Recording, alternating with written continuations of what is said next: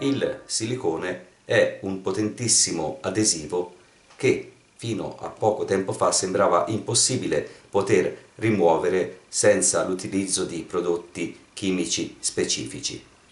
Grazie a un commento fatto da The Dominator 03 a un mio precedente tutorial che dimostra come un asciugacapelli possa staccare facilmente un adesivo, ho avviato alcune sperimentazioni. Ho scoperto quindi che anche il terribile silicone è attaccabile dal calore e per rimuoverlo basta utilizzare semplicemente un asciugacapelli e un cucchiaino da gelato. Utilizzando il calore dell'asciugacapelli e il cucchiaino che struscia con forza sotto al silicone, il silicone viene via in pochi secondi. Guardiamo ora come si fa a rimuovere il silicone da vetro, piastrelle e legno veramente in un attimo.